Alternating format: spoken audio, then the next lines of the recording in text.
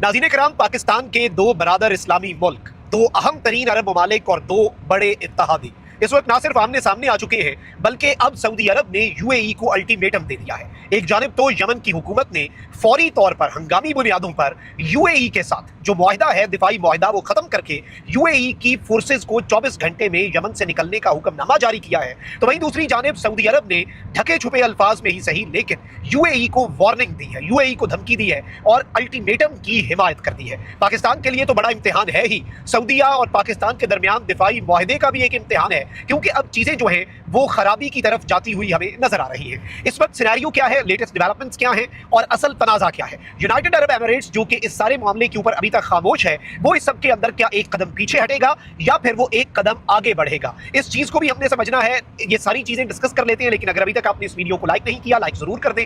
आपको मालूम है कि हमारे चैनल को भारतीय और अफगानिस्तान के मुतअद्दिद अकाउंट्स की तरफ से रिपोर्ट किया जा रहा है। यह असर जाहिर इस तरह से होगा कि आप इस वीडियो को लाइक करें, एक के बजाय ज्यादा से ज्यादा कॉमेंट्स करें और अगर हो सके तो इस वीडियो को मुख्तलिफ व्हाट्सएप ग्रुप्स में शेयर भी करें। नाज़रीन कराम, सऊदीया और यूएई के दरमियान यमन में जो तनाज़ है, देखिए दोनों ममालिक जो हैं, ये यमन में 2015 में जो एक फौजी इत्तेहाद उतरा और वहां पर जो हौसी हैं यमन के, उनके खिलाफ जो ग्रुप्स हैं उन्हें दोनों ममालिक ने सपोर्ट किया। उस वक्त पाकिस्तान इस तनाज़े से बाहर रहा और इस तनाज़े से बाहर रहने का पाकिस्तान का फैसला अच्छा फैसला था और एक न्यूट्रलिटी जो पाकिस्तान ने उस वक्त बरकरार रखी वो बेहतर थी। आज सऊदी अरब और यूएई दोनों जो हैं वो दो मुख्तलिफ ग्रुप्स यमन के अंदर जो हैं उन्हें सपोर्ट कर रहे हैं। एक जानिब यूएई जो है वो एसटीसी जो कि सदर्न ट्रांजिशनल काउंसिल है और जो सऊदी अरब है वो वहाँ की प्रेसिडेंशियल लीडरशिप काउंसिल जो है पीएलसी, उसे सपोर्ट करता है। जो प्रेसिडेंशियल लीडरशिप काउंसिल है वो इंटरनेशनली रिकग्नाइज्ड यमन की गवर्नमेंट है।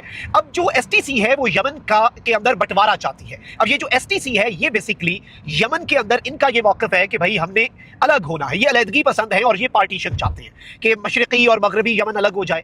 अब एसटीसी को सऊदी अरब जो है वो अपने लिए एक थ्रेट देखता है और सऊदी अरब ने अब जो एलामिया जारी किया ना, उसमें सऊदी अरब ने बहुत कैटेगोरिकली बताया कि भाई हम हर थ्रेट को जो हमारी नेशनल सिक्योरिटी के लिए होगा ना, उसे न्यूट्रलाइज करेंगे और हम इसमें दूसरा कुछ सोचेंगे नहीं ज्यादा, हमने बस ये कर जाना है, हमने इसमें कोई दूसरी राय नहीं रखनी। और ये जो सऊदी अरब का मौक़िफ़ है ये इंतहाई अहमियत का हामिल है। अब जो एसटीसी है, सदर्न ट्रांजिशनल काउंसिल जो है, उसके हवाले से मैं आपको ये बताऊं कि इस काउंसिल ने कुछ इलाकों पर कब्जा किया और इसकी हिमायत जो है वो यूएई करता है। सऊदीया ने क्या किया है कि यूएई की तरफ से आने वाली जो एक शिपमेंट है जिसमें असला था, आर्मर्ड व्हीकल था, थे बड़ी तादाद में, उनके ऊपर सऊदी अरब ने स्ट्राइक करके इसे तबाह कर दिया, इनके पूरे कंसाइनमेंट को उड़ा के रख दिया और इसके साथ ही एलामिया जारी कर दिया। अब स्टेप आगे ये उठा है कि यूएई तो अभी तक खामोश है। देखिए यूएई अभी तक ऑफिशियली उस तरह से एसटीसी को या फिर यमन के किसी दूसरे इलाके को कंसिडर नहीं करता या फिर रिकग्नाइज उस तरीके से या फिर अपना सारा वजन उठा के उसके पलड़े में उसने नहीं रखा अभी तक। तो इस चीज को भी जरा आप समझें कि ये कितना इंपॉर्टेंट है, क्योंकि इसमें यूएई जो है वो कुछ बड़े इकदाम उठा सकता है,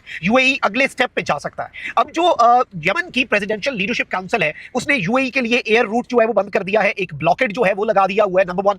नंबर 2, उन्होंने यूएई के साथ जो डिफेंस एग्रीमेंट था जिसके तहत यूएई की फोर्सेस जो हैं वो यमन के अंदर मौजूद थी, उस एग्रीमेंट को बेसिकली इन्होंने कैंसिल आउट कर दिया है और उससे भी ज्यादा अहम, इन्होंने यूएई की जो फोर्सेस हैं उनको ये कहा है कि आपने हमारा मुल्क 24 घंटे में छोड़ जाना है। अब सऊदी अरब ने अपना सारा वजन उठा के यमन की हुकूमत के इस हुक्मनामे के पलड़े में डाल दिया है और सऊदी अरब ने ये स्टेटमेंट जारी की है कि हम उम्मीद करते हैं कि यूएई जो है वो पॉजिटिवली रिस्पॉन्स देगा, पॉजिटिवली रिस्पॉन्ड करेगा यमन की हुकूमत के इस हुक्मनामे पर। और उन्होंने कहा कि हम ब्रदरली कंट्री पर हमें बड़ा अफसोस है और इस तरह की स्टेटमेंट्स बड़ी ढके छुपे अल्फाज में ही सही, दोस्त और बरादर मुल्क भी कहा, लेकिन साथ ही साथ अपना अफसोस और अपना कंसर्न जो है सऊदी अरब ने वो भी जाहिर किया यूएई के ऊपर। यानी टेंशन जो है वो इस वक्त ऑल टाइम हाई पे है और अब डायरेक्टली, पहले ये था कि वो एक प्रॉक्सी को, ये एक प्रॉक्सी को, लेकिन अब सऊदी अरब जो है वो यूएई के हवाले से पब्लिक में आ गया। वजारत खारजा जो है उसने बयान जारी कर दिया। तो अब यूएई इस पर क्या मौक़िफ़ अपनाता है, क्या यूनाइटेड अरब एमिरेट्स एक स्टेप पीछे हटता है या फिर वो एक स्टेप आगे बढ़कर अपना पूरा सपोर्ट जो है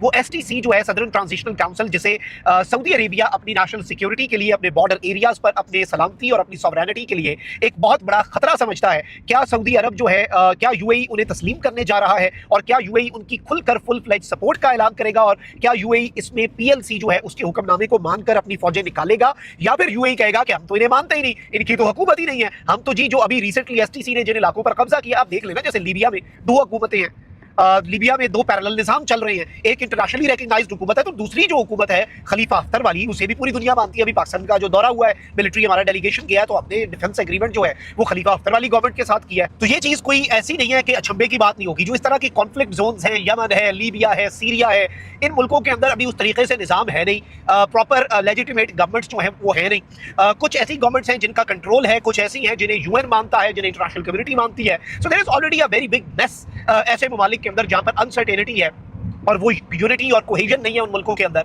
पाकिस्तान आई थिंक इस सारे मामले के अंदर न्यूट्रलिटी अपनी बरकरार रखेगा। बहुत से लोग अभी सोशल मीडिया पर भी ये कह रहे हैं कि भाई ये तो एक बहुत बड़ा तनाज़ा। अव्वल तो आई डोंट थिंक कि सऊदी अरब और यूएई दोनों बड़े रिस्पॉन्सिबल स्टेट्स हैं। आई थिंक बातचीत के जरिए अभी भी मामला जो है वो हल हो सकते हैं। और सेकेंडली, अगर तनाज़ा बढ़ता भी है तो वो जो प्ले ग्राउंड होगा या फिर जो वॉर का ग्राउंड होगा,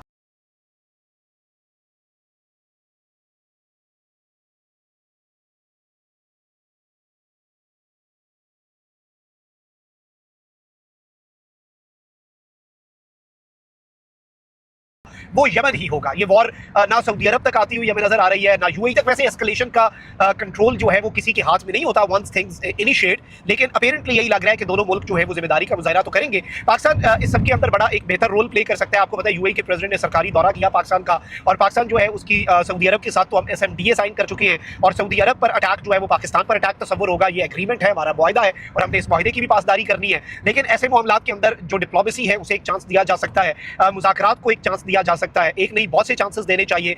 कशीदगी कम करने के ऊपर ममालिक जो है उन्हें अपना जोर रखना चाहिए। लेकिन इस वक्त यूं लग रहा है कि तनाज़ात जो है वो सर उठा रहे हैं। इससे पहले हमने देखा कि चाइना ताइवान इशू कितना बढ़ गया, रशिया यूक्रेन इशू, पुतिन की रिहाइशगाह वाले इशू की वजह से कितना बढ़ गया, उसमें अगले व्लॉग में बात करेंगे। फिर उसके साथ ही साथ जो अब ये वाला इशू है, फिर ईरान इसराइल वॉर जो है वो एक दफ़ा फिर साए मंडला रहे हैं। तो यूं लग रहा है कि 2025 हमें लग रहा था जंगों का साल है, लेकिन अब लग रहा है कि शायद 2025 एक स्टार्टर था और एक टीजर था, एक ट्रेलर था। शायद असल फिल्म 2026 के अंदर आई जिसमें ज़्यादा जंगें हों। हम तो अमन की ख्वाहिश ही कर सकते हैं, लेकिन तनाज़ात जो हैं, जो वर्ल्ड अफेयर्स हैं, उनमें इतनी एक खिचड़ी सी पक चुकी है, मामलात इतने पेचीदा और इतने तनाज़ात। थाईलैंड, कंबोडिया आप देख लें, अमेरिका और वेनेजुएला देख लें, मतलब आप यू नेम इट, कोई ऐसा रीजन नहीं है जहाँ पर कोई टेंशन ना चल रही हो। तो बहुत कुछ साइमल्टेनियसली इस वक्त चल रहा है, और हम इंशाल्लाह कोशिश करेंगे सब कुछ कवर करने की, ताकि एक जो नज़र है वो तमाम तर वर्ल्ड इशूज़ के ऊपर रखी जा सके। अपना बहुत ख्याल रखें। निगरान पाकिस्तान जिंदाबाद।